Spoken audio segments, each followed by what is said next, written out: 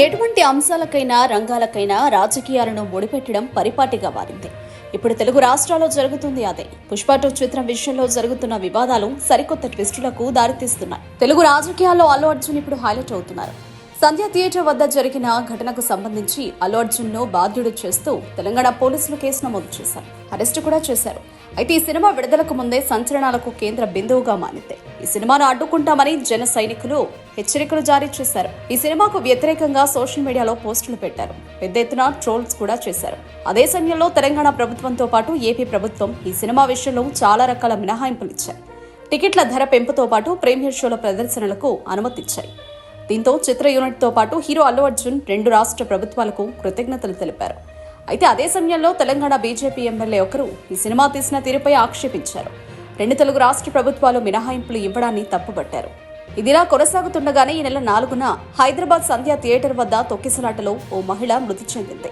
Benefit show చూసేందుకు వచ్చిన ఓ కుటుంబం తొక్కిసలాటలో చిక్కుకుపోయింది. తల్లి మృతి చెందగా కుమారుడు కొన ఊపిరితో కొట్టుమిట్టాడుతున్నాడు. అయితే ఈ ఘటనకు బాధ్యుడిని చేస్తూ అల్లు అర్జున్ అరెస్టు చేశారు తెలంగాణ పోలీసులు. దీంతో అప్పటి వరకు ఉన్న సీన్ ఒక్కసారిగా మారిపోయింది.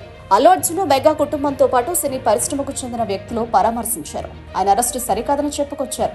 అయితే దీనిపై శాసనసభలో స్పందించారు సీఎం రేవంత్ రెడ్డి. ఒక సినిమా మూలంగా ఒక కుటుంబం తీవ్రంగా నష్టపోయిందని, ఒక మహిళ మృతి చెందిందని, ఆమె కుమారుడు కొన ఊపిరితో కొట్టుమిట్టాడుతున్నాడని, ఆ కుటుంబంపై జాలి చూపకుండా 100 కోట్లు సంపాదించుకునే సినీ నటులపై ఎందుకంత ప్రేమ అని ఆక్షేపించారు.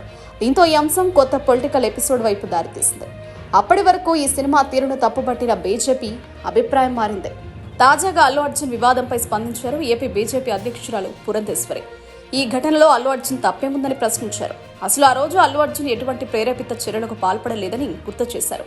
సినిమాలను అడ్డుకోవడం తగదన్నారు. అయితే ఇప్పటికే తెలంగాణ బీజేపీ ఎమ్మెల్యే ఒకరు పుష్ప 2 చిత్రాన్ని తప్పుపట్టారు. అయితే ఇప్పుడు కాంగ్రెస్ ప్రభుత్వం వ్యతిరేకంగా మారడంతో బీజేపీ వాయిస్ మారినట్లు కనిపిస్తోంది. అటు మెగా కుటుంబం సైతం అల్లు అర్జున్ కు అండగా నిలబడడం ఈ మార్పునకు మరో కారణం. ఏదేమైనా అల్లు అర్జున్ విషయంలో బీజేపీ యూటర్న్ తీసుకోవడం ప్రాధాన్యత సంతరించుకుంది. మున్ముందు ఈ పరిణామాలు ఎటు దారి తీస్తాయో చూడాలి.